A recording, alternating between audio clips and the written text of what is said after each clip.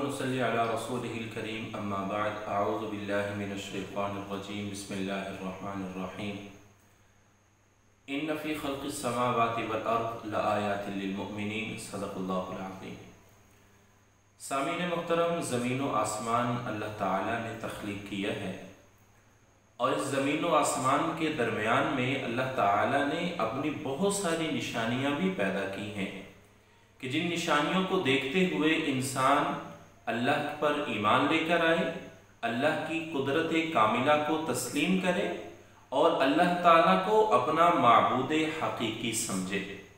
और इन निशानियों को देखते हुए अगर कोई इंसान गफलत की तरफ जा रहा है, कुछ निशानियां ऐसी हैं कि उन निशानियों के ज़रिए से अल्लाह ताला इंसान को तंबीह करते रहते हैं कि अगर कोई इंसान गफलत की तरफ जा रहा है, अगर कोई इंसान अपने माबूद हकीकी को भूल चुका है और उसके अहकामात को बजा नहीं ला रहा, तो अल्लाह ताला मुख्तलिफ निशानियों के ज़रिए से इंसान को तंबीह फरमाते रहते हैं।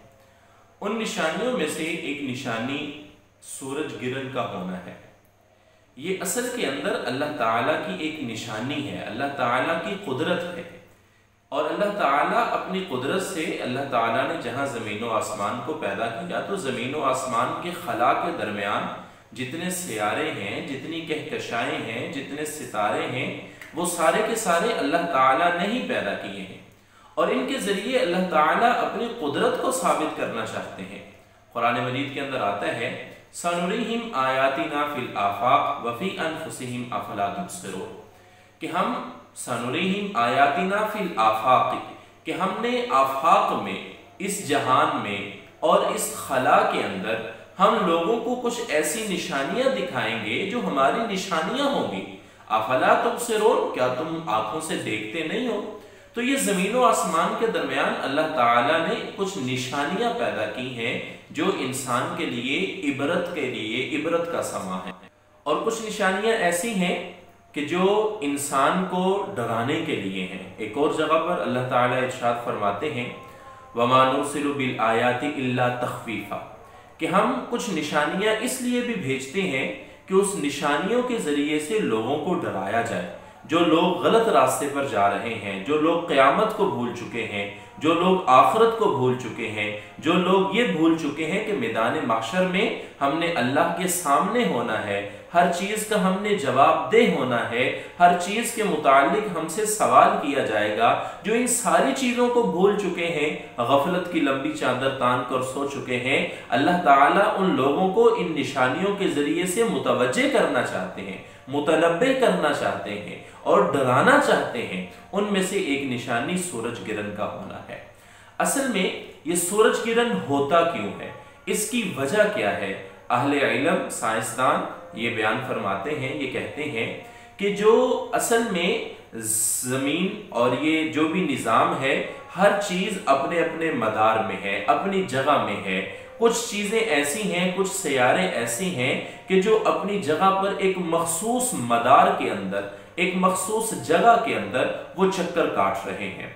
तो जब चांद जो है जमीन और सूरज के दरमियान में आ जाता है तो उस वक्त सूरज की रोशनी जमीन पर नहीं पड़ती, रुकावट आ जाती है और इस वजह से इस सूरज को सूरज गिरन कहा जाता है। इसको अरबिक में कुसूफ और खुसूफ कहा जाता है, लेकिन अहले इल्म ने कुसूफ का लफ्ज सूरज गिरन के साथ खास कर दिया और खुसूफ का लफ्ज चांद गिरन के साथ। जब जमीन जो है चांद और सूरज के बिल्कुल दरमियान में आ जाती है और सूरज की रोशनी डायरेक्ट चांद पर नहीं पड़ती, तो इस वजह से वो चांद गिरन हो जाता है।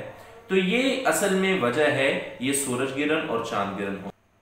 ये अल्लाह ताला की निशानी है कि जो अल्लाह सूरज को ये कुदरत देता है या ये अल्लाह ताला ने सूरज के अंदर ये खुसूसियत रखी हुई है कि वो सूरज इस सारे के सारे निज़ाम को, इस सारी की सारी दुनिया को रोशनी दे रहा है। उस अल्लाह के अंदर इतनी पावर भी है, वो अल्लाह अपनी कुदरत से ही इस सूरज को बेनूर भी कर सकता है। तो ये असल में अल्लाह ताला की निशानियां हैं اور اس کے ہونے کی وجہ جیسے میں نے عرض کیا ہے کہ جب چاند سورج اور زمین کے درمیان میں آ جاتا ہے اور سورج کی روشنی زمین پر نہیں پڑتی تو اس وجہ سے یہ سورج گرہن ہوتا ہے۔ سورج گرہن کی اصل میں 3 اقسام بیان کی گئی ہیں۔ پہلی اقسام یہ ہے کہ مکمل طور پر سورج گرہن ہو، یعنی جب چاند اور زمین کے اور سورج کے بالکل درمیان میں آ جائے اور وہ مکمل سورج کے سامنے آ جائے اور سورج کی ٹکیا مکمل کالی ہو جائے تو اس وقت اس کو کلی یا مکمل طور پر آپ کہہ سکتے ہیں کہ سورج گرہن اس کو کہتے ہیں۔ دوسری سورج گرہن کی قسم یہ ہوتی ہے کہ جزوی سورج گرہن ہو۔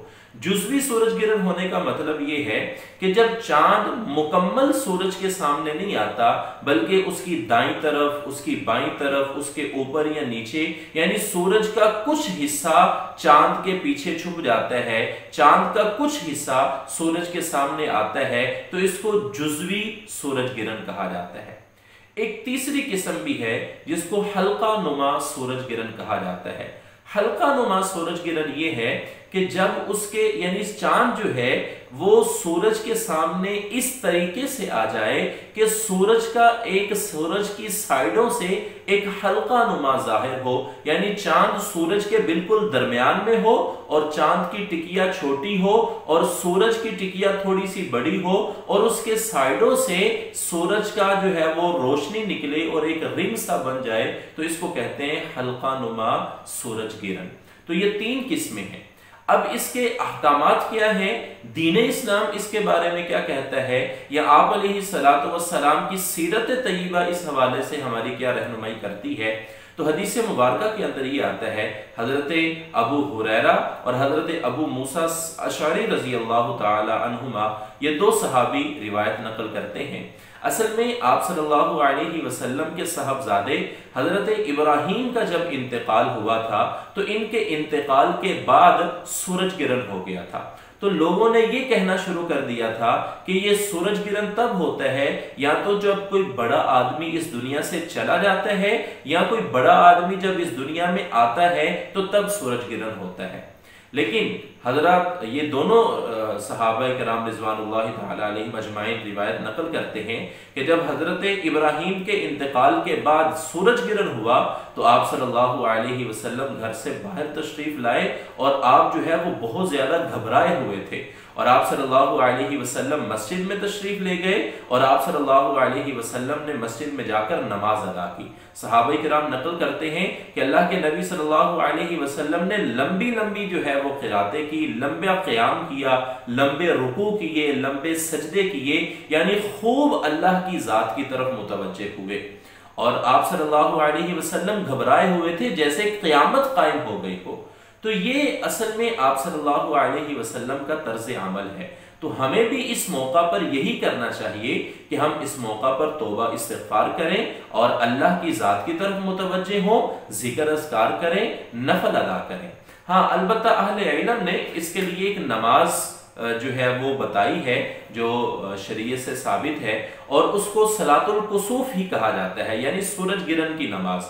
سورج گرہن کی نماز ہو یا چاند گرہن کی نماز ہو، دونوں نمازوں کے متعلق کم از کم جو رکعات ہیں وہ 2 رکعات منقول ہے کہ کم از کم 2 رکعات پڑھنی چاہیے۔